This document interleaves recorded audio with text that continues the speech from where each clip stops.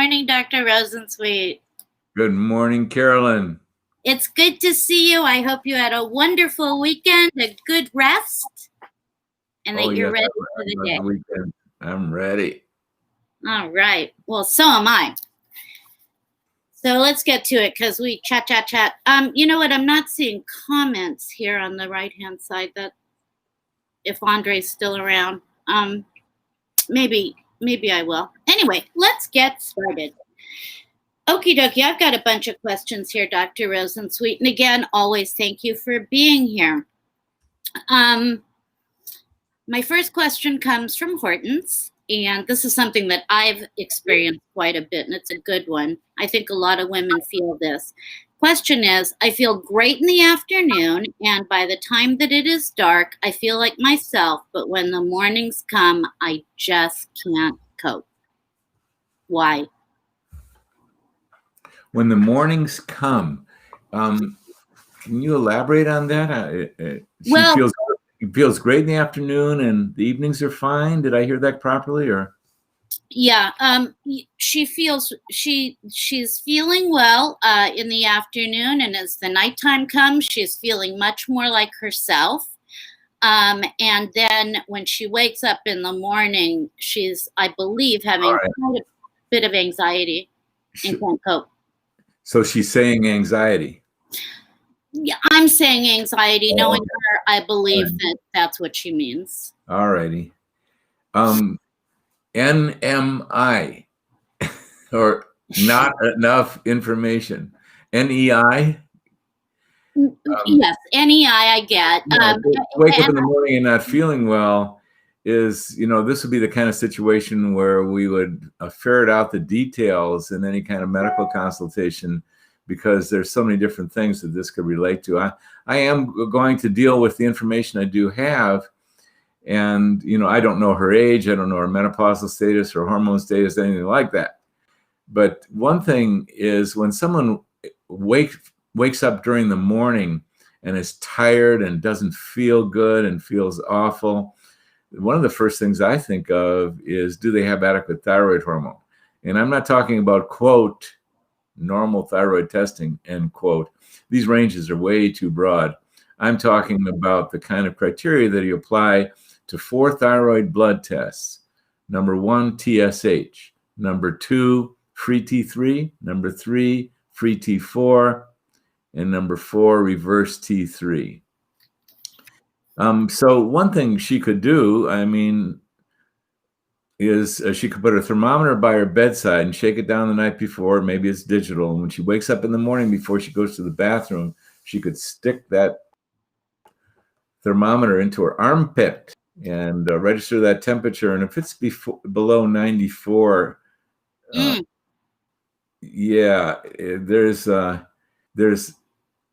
sorry, I've the actual number slipping my mind. It might be a little higher than that. Register that number. And because someone who has low thyroid has low temperature and other symptoms. Now, I'm going out on a limb here. There are so many things that someone could wake up in the morning and not feel good, but as the day wore on, she can feel better. Why I thought of thyroid is that's a common symptom, because thyroid, by the time you get your circulation going during the day and you've been active, you get enough energy from other sources. The thyroid isn't so important. So, wild guess. I don't like to make wild guesses. Not enough information, but at any rate, there's some thoughts for people who are waking up tired in the morning with a lousy mood. There's a lot of other causes, but I would need so much more information. Well, it could be low mood. My feeling, just from a lot of the women. Let's not guess. This is part of the. Let's just deal with what we have. I don't know what she's saying, so let's not guess about it. I don't think it's. Can I ask you this question? Do you think that that, like, when we wake up in the morning, cortisol is important because it wakes us up? Is it possible that there can be an overabundance of cortisol, maybe, that could cause anxiety or adrenaline? Well, That's Again, I would need to know age. By the time women have entered into their 40s and certainly their 50s, so many have overtaxed, and this is men too, the adrenal glands where the cortisol is being produced, that I don't see, and you've seen hundreds and hundreds, if not thousands of tests on women. I don't commonly see elevated levels of cortisol. Au contraire. Au contraire. We usually see, and I really like 24-hour urines for this, we usually see depleted corticosteroids. Oh, interesting. And so I'm not gonna say that she's got a high cortisol in the morning. Not impossible. High adrenaline, well, yes, that's within the realm of possibility. And even menopause can account for some of that because, for example, it's common during the night, if the estrogen low, to trigger the biology, the stress response, because a woman's body does not like low estrogen. So what does she do? She has a vasomotor goodie called a hot flash, which she may or may not feel if she's sleeping, but that's stressful. And the accoutrement of the hot flash is the fight or flight biology, which includes adrenaline. Can adrenaline get you jittery and racy? And oh yeah, but the thing I'm not really comfortable with as we answer this is that here we are talking about a single person, and I don't know enough about her, so I'd like to move on to the next question, actually. Okay, well, thank you for answering that in a nice, vague, general way. Okie dokie. This one, Brooke asks, if a person is having a hard time with a low dose of a hormone, let's say progesterone, should she, quote unquote, flood the gates with that hormone and increase it rapidly? She says she's confused. If we're at a good balance, will this change things up with progesterone if we add more and more and more? Many women do say, well, this is a second question to that. Many women do say to first get your estrogen up to optimal levels before you add in progesterone so that you can handle that progesterone. Yet another amazingly simple question that is deep and broad and wide and a lot to it. And here's how I interpret this. We have a single woman trying to figure out her hormones. And I get a little heartsick when I think about that. Aww. Because this shouldn't have to be the case. Right. It should be so easy for a woman to access a healthcare professional who really knows what they're doing and get these things right. And I'm going that far because, just for example, I was a trained medical doctor, a physician for 25 years before I met up with my first menopausal patient. Right. And now I've been treating menopause for over 25 years. Don't do the math. Why? I'm not ageist. I like my age. Excuse me. I like your age too, and mine. And my point is this, that once I started treating women in menopause, it took me about 10 years to get good. There's so many moving parts, and these hormones are so powerful. And each woman is so individual.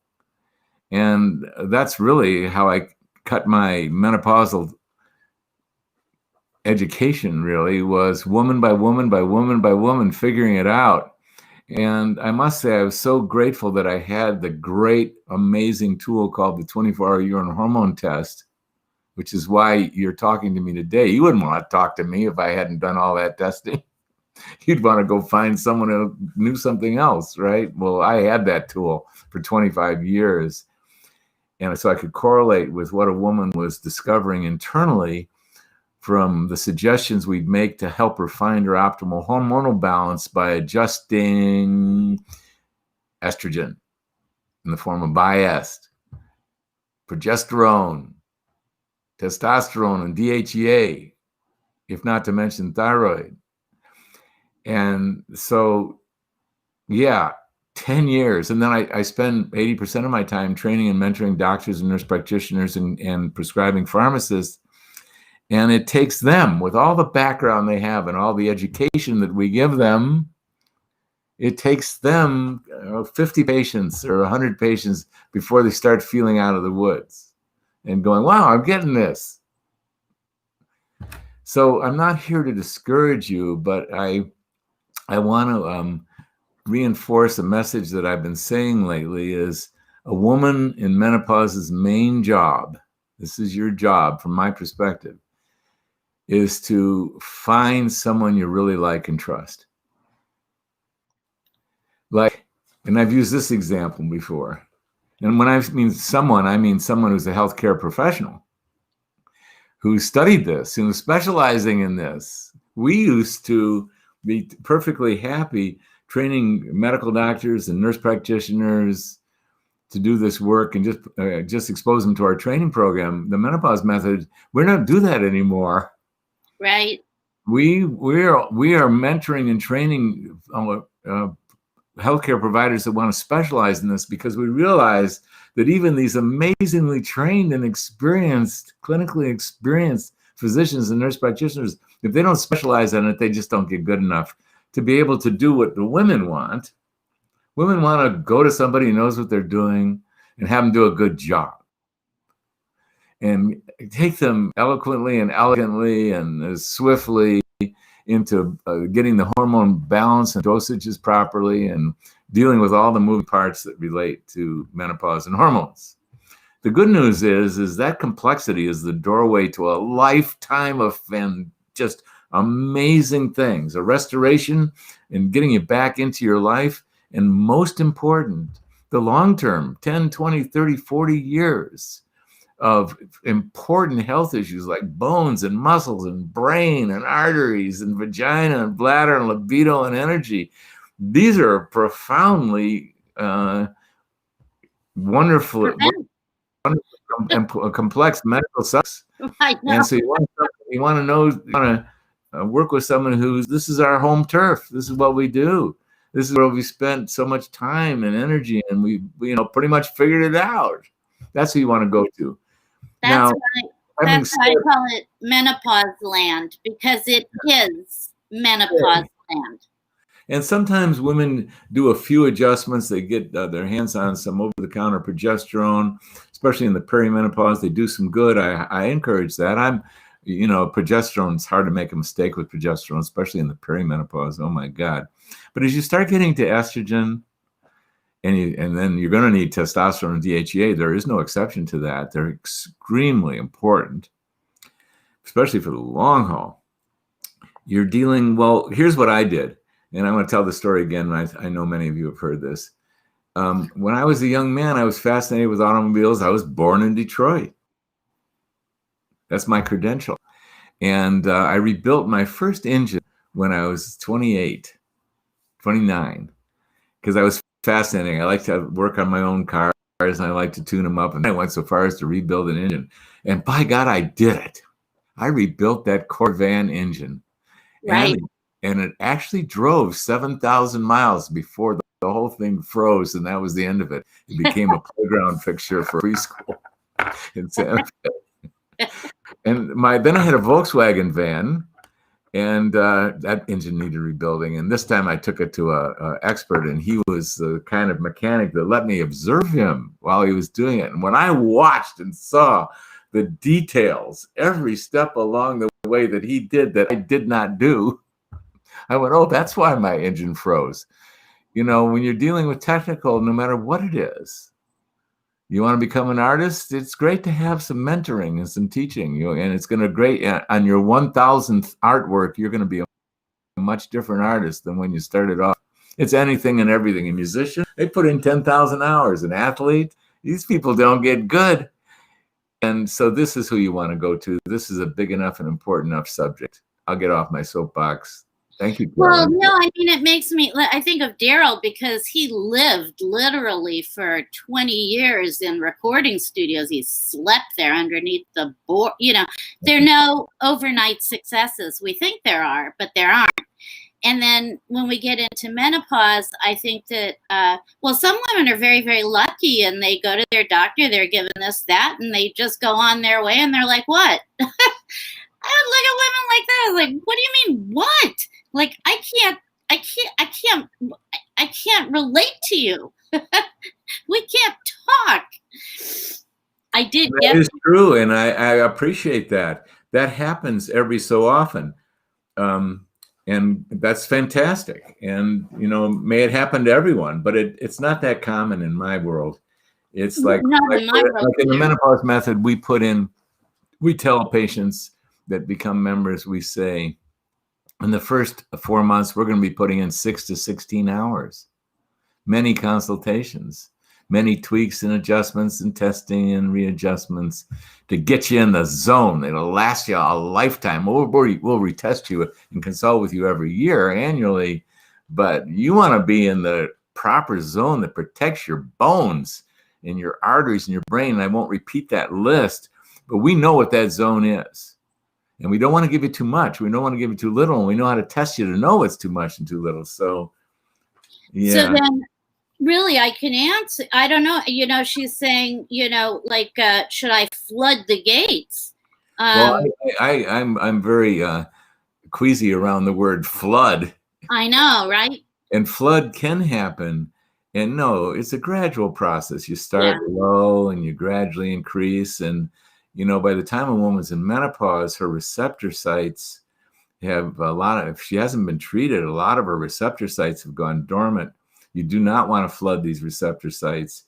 You want to give them just the right amount so they can gradually wake up in the springtime of early menopause, when the little buds are just starting to open up. You don't want to flood these little delicate things. You want to do it slowly and slowly and at the proper rate. It's tempting, and you can gradually increase. I mean, if this caller has over-the-counter progesterone, you're safe. Do what you want.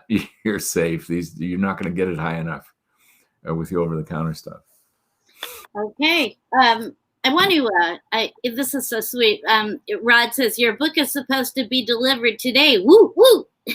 So she's excited about that, and I want to welcome Lily too. And I'll ask that question in a second that you're asking. So Lisa asks, from your book, we learn that we want, and it kind of piggybacks on that, we learn that we want the lowest dose possible to protect brain and everything that you just said, et cetera, et cetera. And I've asked you this a zillion times, and my doctor too, that you referred me to, who I adore. Is there an actual amount, like a number that we're looking for to get to? I can't imagine myself using the term, we want the lowest dose. I never recall having said that. No, and it's in quotes. So yes, the dose that we're looking for is the optimal dose. Right. And that varies woman to woman, and it's based on many moving parts. So it's why we individualize this whole process, because each woman, and each man for that matter, but we're talking about women in menopause here, each woman varies widely, woman to woman, on how sensitive you are to anything that you take into your body, how much you need of any one given thing, how well you absorb anything, what the response is to any given, let's say, hormone that you particularly have, what configuration of symptoms are appearing in you that need addressing that's different woman to woman. And I've just named 4 things there, or maybe 5. There are many more moving parts. No worries. We don't care about it a whit. How we do this is we start with each individual woman, and we work with the individual hormones, and we individualize and find your optimal dose for each one of those things. So optimal is the optimal word. Yeah, and it's the sweet spot. It's like, I don't know if anyone's ever played tennis. You can hit the ball in that tennis racket anywhere from the wood or anywhere, but man, when you hit a certain spot in that tennis racket, it just feels so fantastic. It's the right spot for the optimal return of the tennis ball. And, you know, it's a funny analogy, but that's really what we're looking for. No, it's a good, I was on a tennis team in high school. We won, and I know that feeling. It's like, bam. Yeah. Or any endeavor that anyone is doing, cooking a meal, you know, when you hit the sweet spot, and you know when you're a little off. Yeah. You even know when you're a lot off.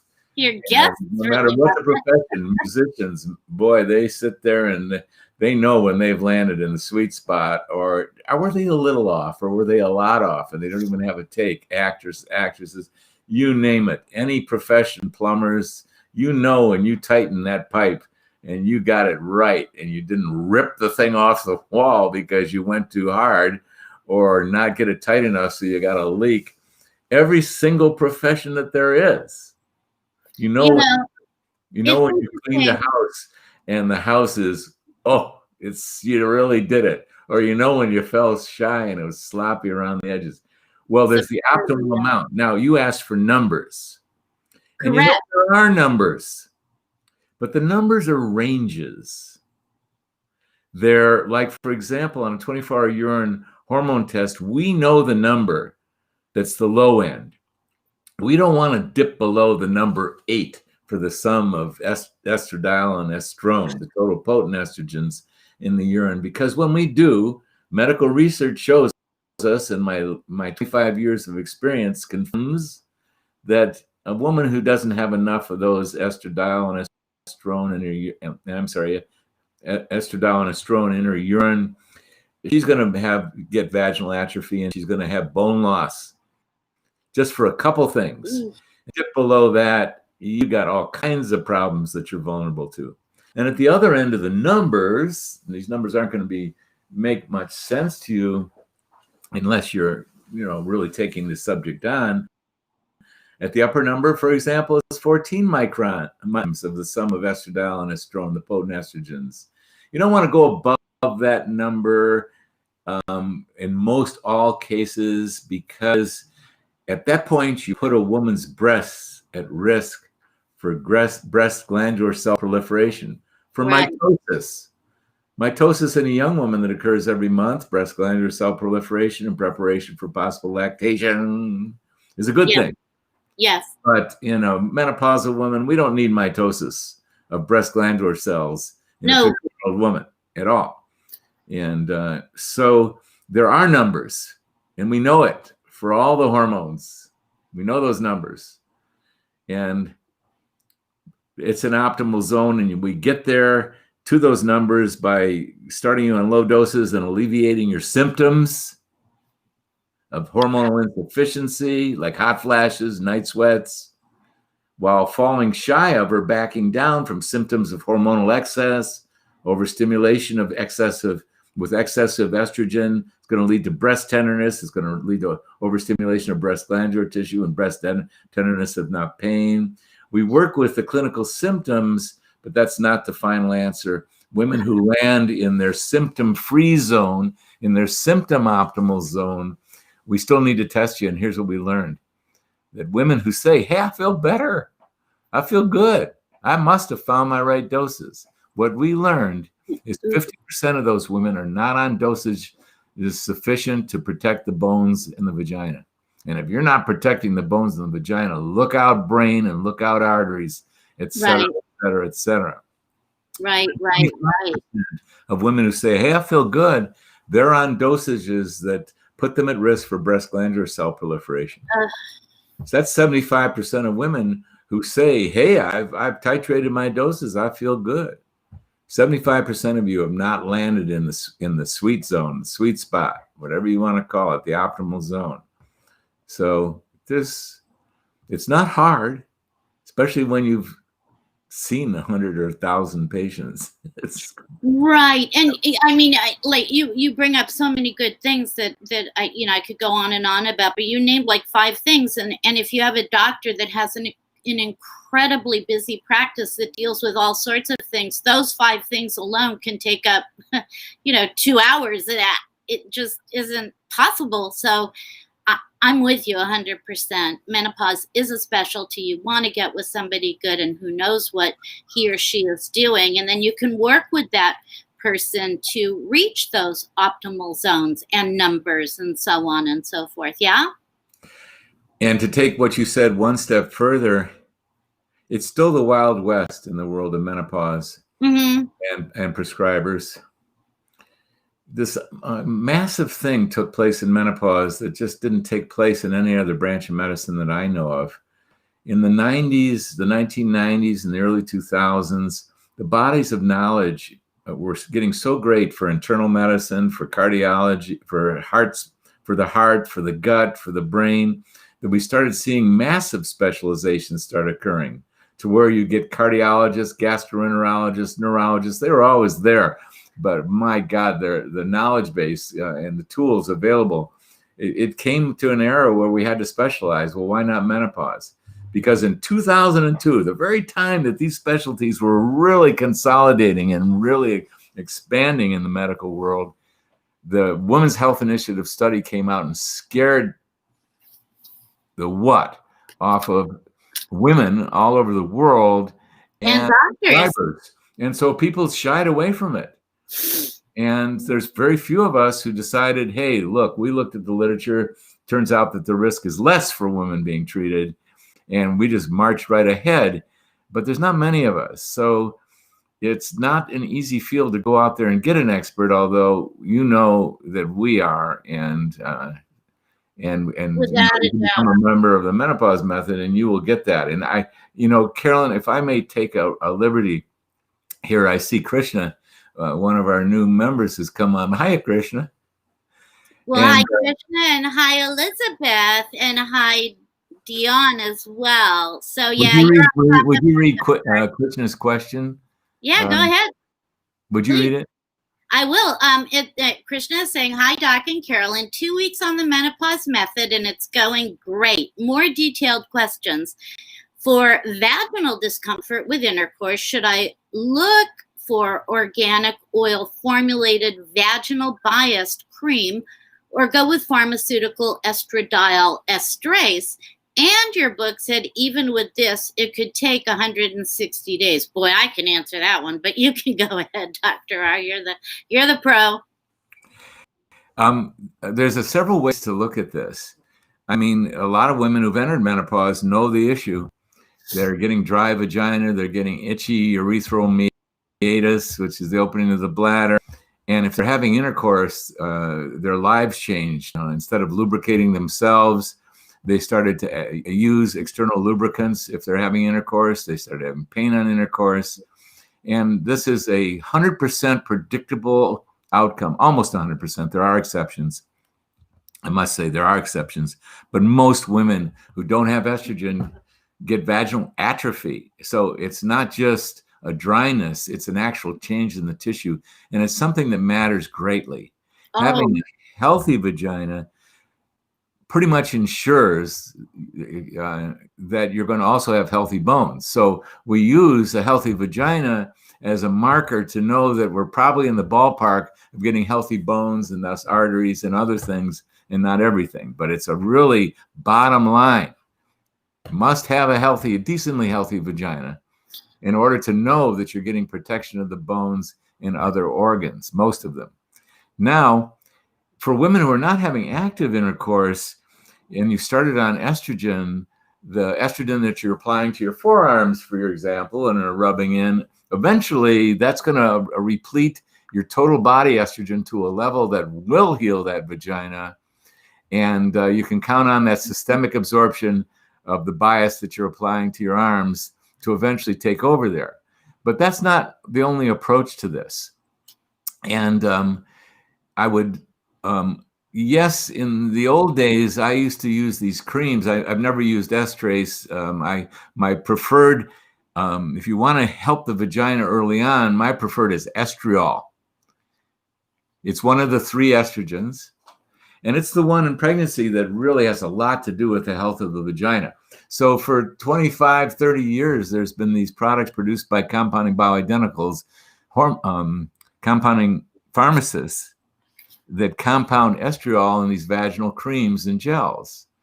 And my favorite used to be a vaginal cream of estriol, a vaginal gel of estriol, and a non-astringent base, because these usual bases are solvents and they're irritating. So you got to have a special preparation for vagina. But these days, you know, I love the organic oils.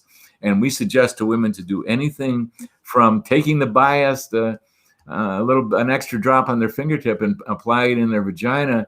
But for women who are having active intercourse, we recommend, and Krishna, you have a wonderful doctor who knows all about this. You and I have recently talked about this. We get you an extra bottle now these days of estriol in our organic oil base, and you apply a drop or 2 every night when you go to bed intravaginally.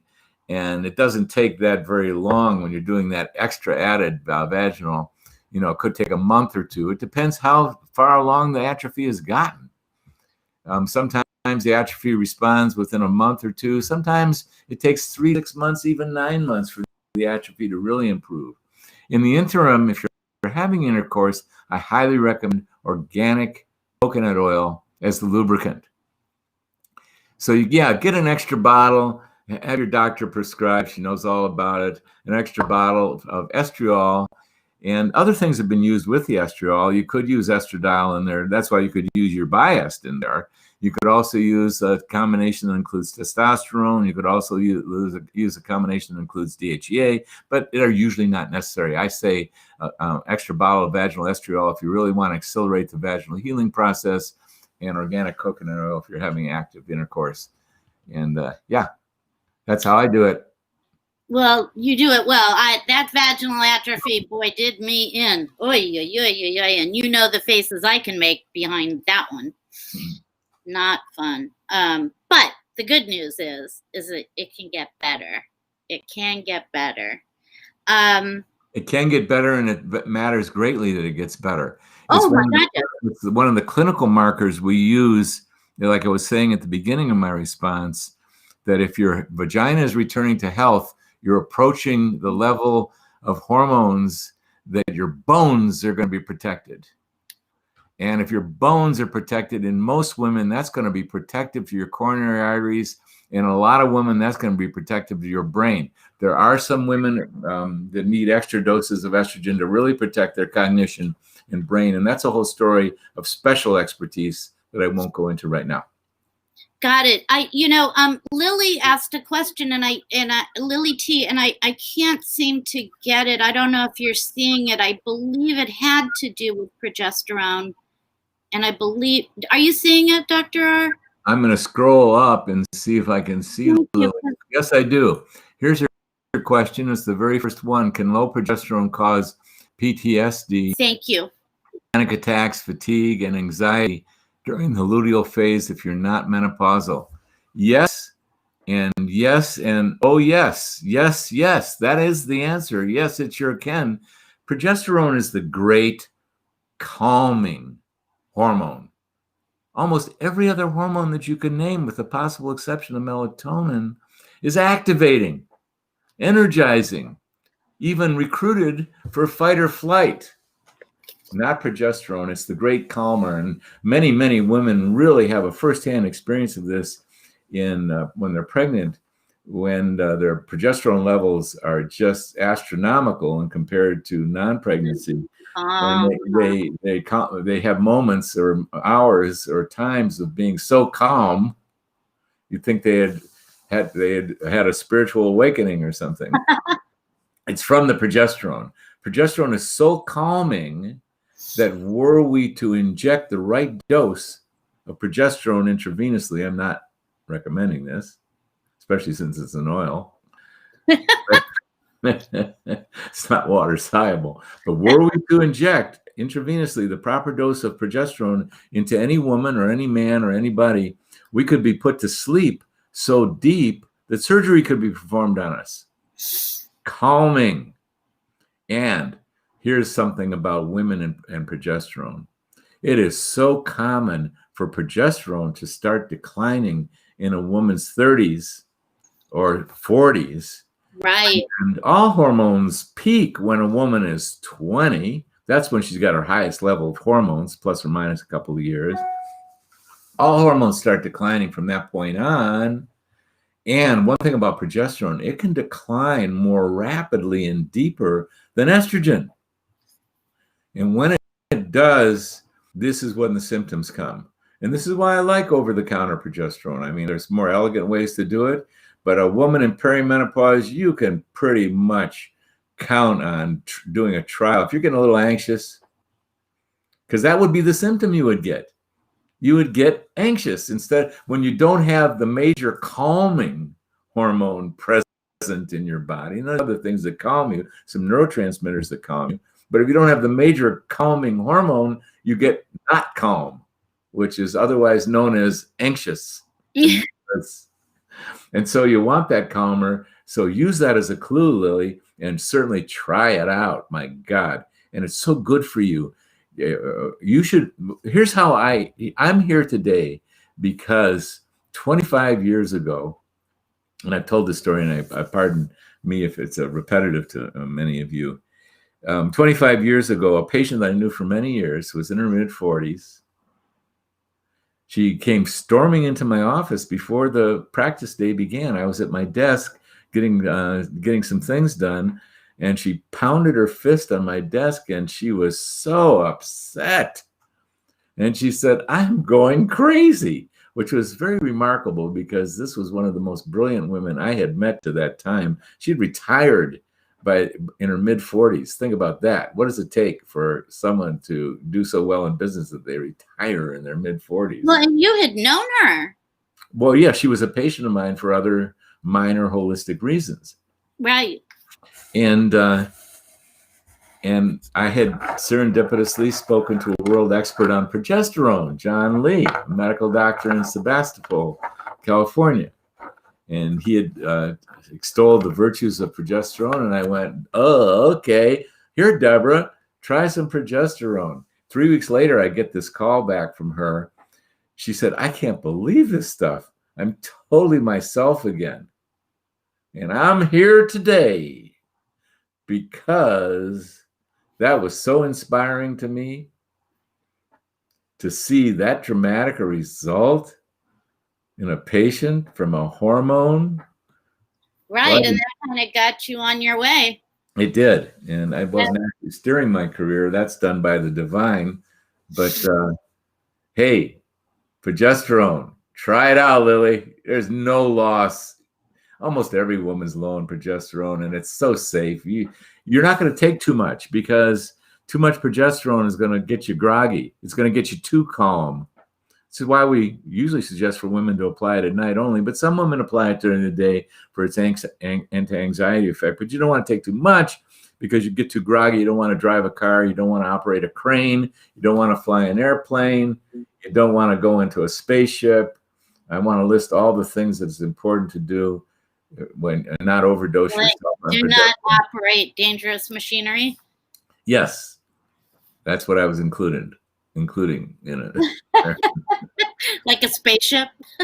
Yeah, don't go into your spaceship and plan to launch it on the day that you've taken an overdose of progesterone. Not a good idea. Have someone else drive it. Yeah, absolutely. A designated spaceship driver. We have a lot of questions here. Oh my God, and I didn't even get to the other.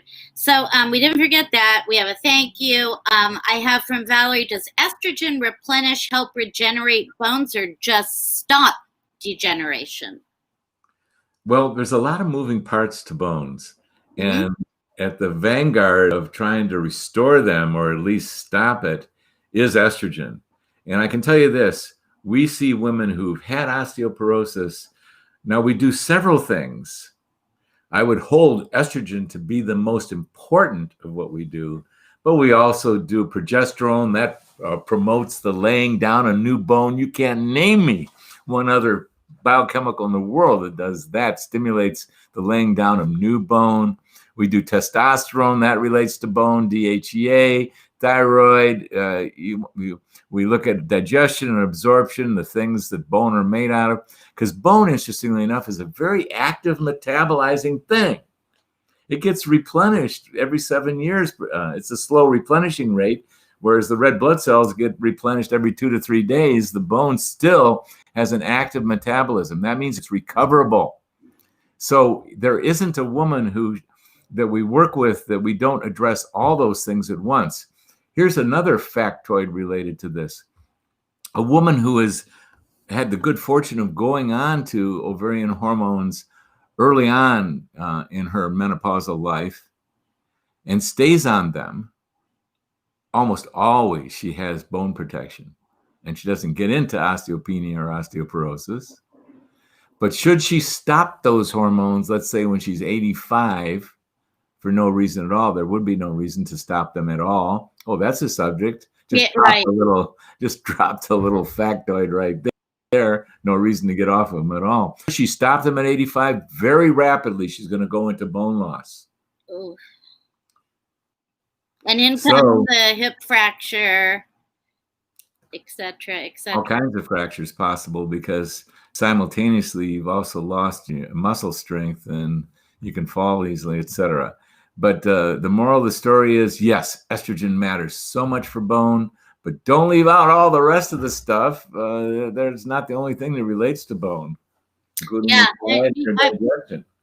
I was having that discussion this morning about all four. Yeah, estrogen, progesterone, testosterone, DHEA, and then you went on to mention the thyroids and so on and so forth. Because God, this goes so fast. It's crazy. I do have a question here I wanted to ask about yeast infections. And it says, does taking HRT increase the risk of yeast infections? I started HRT 5 weeks ago, and I got my first yeast infection, which to me is like, I've had so many. Is there a way to balance this out? Is a yeast infection proof that a moist environment has been created by the hormones? A yeast infection in the vagina, good question. Mm-hmm. A yeast infection in the vagina is not a normal thing. And it's also not the most deleterious diagnosis on the planet Earth. It's a hassle. We live with yeast all the time. They're all over us. They're inside of our gut. And no big problem. If they're overgrowing, you want to ask why. Now, a young woman who's in her 20s has got a maximum amount of hormones she's ever going to have. She's going to have the maximum amount of vaginal moisture she'll ever have. And she doesn't, it's not a normal state to have a yeast infection. Something's had to happen to get the yeast infection. So you always want to go towards hormonal balance. And if the increased moisture brings out a yeast infection, it isn't because the repairing and the healing of the vagina, and thus the moisture of the vagina, caused the yeast infection. No, it just brought it out into the open. So you want to look at the other moving parts. And it can take us into the broad world of holistic medicine, really. I mean, I had the great privilege of knowing and speaking to a medical doctor who was the world authority on yeast. And you got to realize that yeast's favorite home is in the intestinal tract, where it's more warm and moist and there's a lot of food. Next favorite home, the vagina, where it's warm and moist. Not a lot of food there, but there's some. And again, a woman who has a yeast infection, we want to look first at, does she have an intestinal tract yeast infection? Does she have a yeast infection in her colon? And what Dr. Crook, William Crook from Tennessee, taught us was, I asked him this once. I said, Dr. Crook, you've been doing this for 50 years of your life. What works with these yeast infections? He said to me this. I can picture him. He was a tall, white-haired gentleman really wonderful to run across a gentleman. Yes. Southern gentlemen's, when they're real, they're really something. No, it's a high compliment to be called a gentleman. Yes, it is. And it's really such a pleasure and an honor to encounter one, and especially the genuine ones. And he was one. And he said, and when I asked him, well, after all these years, what works to eradicate yeast? And he says, number one, don't feed them. Yeah, right. Number two, don't feed them. Number three, don't feed them. And what do they like? They're very simple critters, single-celled things. They need simple food, and they thrive on sweets and simple carbohydrates. If it's sweet, it's simple, and they love it. And so very often people are pushing yeast infections around. Think of how close the vagina is to the anus. Ugh, that makes me think of UTIs, though, not yeast so much. Oh, well, no, but you also want to think of yeast. It's one of the reasons why vaginal. What's the source of vaginal yeast infection? It's usually not the vagina. The original source was usually the yeast in the colon. Right. So there's things you can do to eradicate the yeast. And another thing that relates to a healthy vagina is its actual acidity. Yeast don't like body acidity. So sometimes the vagina doesn't have that acidity, and you can restore that acidity with Lactobacillus acidophilus. It's an intestinal flora. It's a beneficial bacteria. And you can do douches with at night and leave the acidophilus. Just get your wonderful acidophilus, crush it up, or open up a capsule and put it in some water, and use a rectal syringe or some kind of syringe to squirt it up in your vagina when you go to sleep, when you're recumbent, when you're lying down. And that's approaches to it. There's also, sometimes you got to get rid of the yeast. Sometimes my favorite is nystatin when it works. Yeah, as far as medication goes, there's all kinds of herbs that the yeast does not like, and will get rid of so it's a wonderful area for herbal medicine. God, nystatin, I haven't heard that in a long time. I guess I haven't had to use it in a long time. Yeah. Good thing. I like it. It's safe. It doesn't absorb into the woman's body. So even when you swallow it by mouth, it's anti-yeast. Nystatin, New York State. That's where that came from. Nystatin. It was developed in Upper New York State in the university there. So here's the deal. It's not hard to eradicate a yeast infection, and you don't want to say that it's caused by the hormones, because a vagina that doesn't have sufficient hormones is especially vulnerable to illnesses. And if it comes out because you restored the hormones, don't give up on the hormones. Figure out what the source of that yeast is and do what you need to do. There's many simple over-the-counter anti-yeast medicines that you can put in your vagina as well. Right. Yeah. Yeast infections, it's a big deal, and they're very uncomfortable and they're yucky.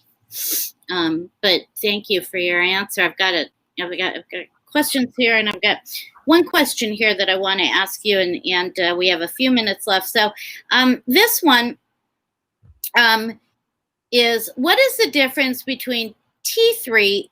I don't know if you want to answer this, but I'll go on with the question. What's the difference between T3 and reverse T3? Is it possible that if someone is given more T3, she could actually, at least for a little bit, feel better? However, symptoms did return. The doctor felt that I absorbed a lot of estrogen due to the weight loss I experienced from the T3, because that estrogen was stored up in my adipose tissue, hence my feeling better. And this is the real question, is it possible for estrogen to be released that quickly, like in 2 days, allowing someone to notice such a difference?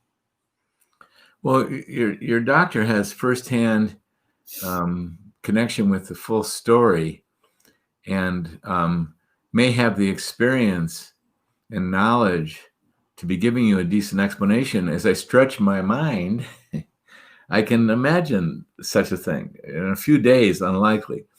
But let me just give you a little background to thyroid hormone and T3 and reverse T3. Our thyroid gland produces this astounding hormone family called thyroid. And my God, it's so deeply embedded in things that really matter to us, such as energy production. Yeah, people who get low thyroid get low energy, and then nothing works right. And low thyroid is very common for a lot of reasons. I mean, we overtax our thyroid glands, and it's extremely common. It used to be far more common when iodine deficiency was rampant, because thyroid hormone is made out of iodine and some amino acids. Right. And the principal output, hormone-wise, of the thyroid gland, there's two of them. One of them is called T4 or thyroxine. The other one is called T3 or liothyronine. And the major output is the T4, and the T4 is circulated to the cells, and the T4 goes into the cells and is converted to T3, and T3 is usually the most active of the thyroid hormones. So there's a lot of moving parts there, like there is in lots of things. And a certain number of people, they get clinically hypothyroid, which means if they do the standard thyroid blood test, they don't show up as massively pathologically hypothyroid, which in the old days, that was the only criteria the doctors went by. Not the practical ones, not the savvy doctors. They noticed that, yeah, people could have some minor alterations or moderate alterations in those thyroid test numbers. And even more important than that, they can have a story, the symptoms, because if you start getting low on thyroid hormone, nothing works right. So you get constipated, you get dry skin, you get tired, you wake up tired, as I mentioned in the beginning of this talk today. There's so many symptoms and so many physical signs related to low thyroid. I had the privilege as a senior medical student in 1968 to do an externship 3 months with Joseph Matavinovich, a world thyroid. I know that name is meaningless to you, but I'm repeating it because I have such love and reverence for Yugoslav talk about gentlemen. Oh my God, when you meet a man that's got a moral background, an integrity background, it's awesome to be. I know. It's like for a man encountering the divine feminine in a woman. Yeah. So I remember Dr. Matavinovich, I'm sure he's long since passed away. And he was, back in that day, we didn't have any of these thyroid tests. We were testing protein-bound iodine. But he says, one thing about thyroid is it's got so many signs and symptoms that you do not need any testing. You just need to know how to take a good history and a good physical. And in the questionnaire that we use, we really ferret out symptoms of hypothyroidism.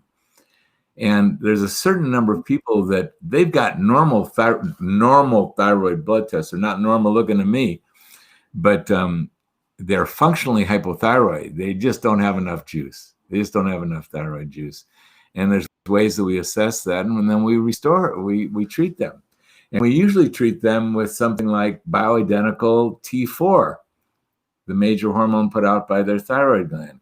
But a certain percentage of those people don't do that conversion from T4 to T3 well. And they need to also take T3. So yesterday I wrote a prescription for a patient of mine that I gave her a dose of T4 plus a dose of T3. And we effort, much like we do with the ovarian hormones, to individualize and find the optimal dose and eventually confirm by testing. Got it. Now I want to get down to that word reverse T3. Yeah. The body has so many protective mechanisms. It's just so astounding. And if there's too much thyroid hormone floating around, the body doesn't like too much thyroid hormone. It's too powerful. So it wants to dismantle some of that. So it biochemically alters the active thyroid hormone and turns it into an inactive thyroid hormone. What the heck? How does it do that? It does it. And that's what reverse T3 is. It's a deactivated thyroid hormone. So we're looking for reverse T3. That's part of the panel. I want everyone who is concerned about this to remember these 4 thyroid blood tests minimum: TSH, free T3, free T4, and reverse T3. And when we get an initial reverse T3, where do we run into elevated reverse T3s? When there is overdosing. When someone's being treated with thyroid hormone and they're getting overdosed. So what does their body do? It dismantles, it chemically alters some of their overdose. We see it also in a hyperthyroid situation called Graves' disease, but that's pretty rare, and I'm not going to go into that. The most common place we see elevated reverse T3 is when someone's getting overdosed. Now, thyroid, like so many of these hormones, is not subtle. That means someone takes an overdose of thyroid, they feel it and they don't like it. They get overamped. They get too metabolic. They get too energetic. Right. Tremor. So when you hold out your hands, you actually see a tremor. And there's so many physical signs, and you feel tremulous. You get heart palpitations, racing of the heart. You can get, you can get so many different symptoms, and we can confirm. I never have to rely on laboratory testing to pick up overdose, because women hate it. I feel like they had I didn't have 18 cups of coffee this morning, but I feel like I had 18.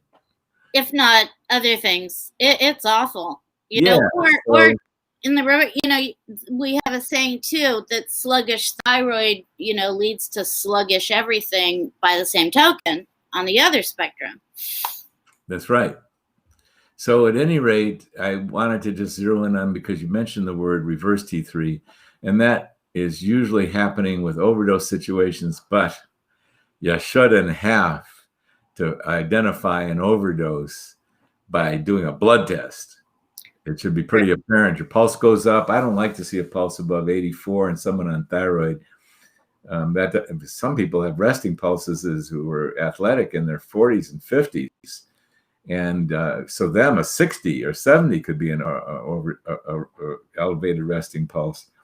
But 84 is a mark, it's an arbitrary line. I don't like to see a resting pulse go above 84, especially on someone who's doing thyroid, who's taking thyroid. So yet again. Yeah, I mean, there's a comment that says T3 makes my heart go insane. And another, I have a problem. Well, it's an overdose of T3.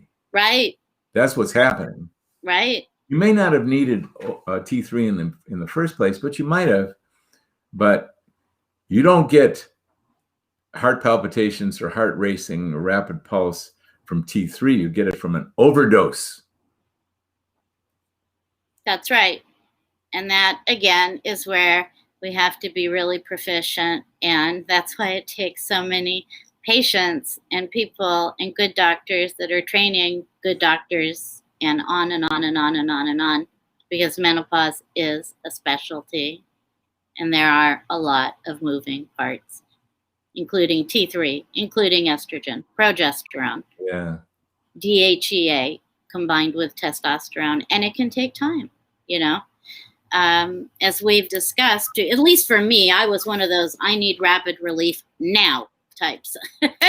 I just didn't want to go on feeling like I was. But I now, God, I'm going into my 3rd year, which is amazing, much different, very grateful.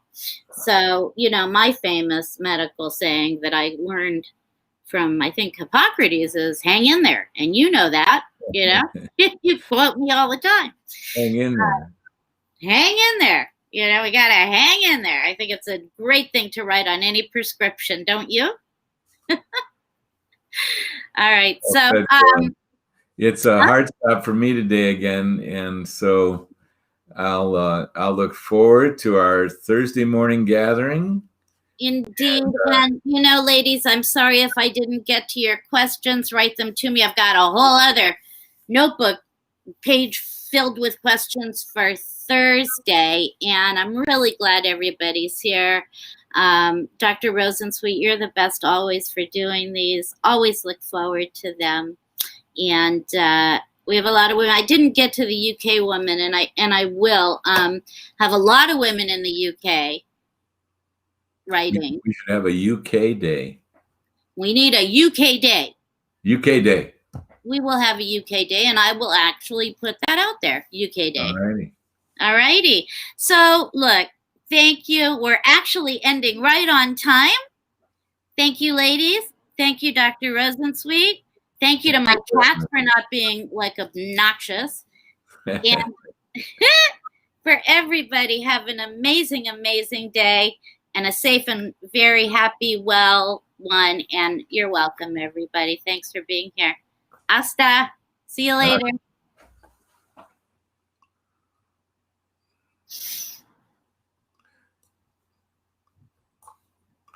Let's see.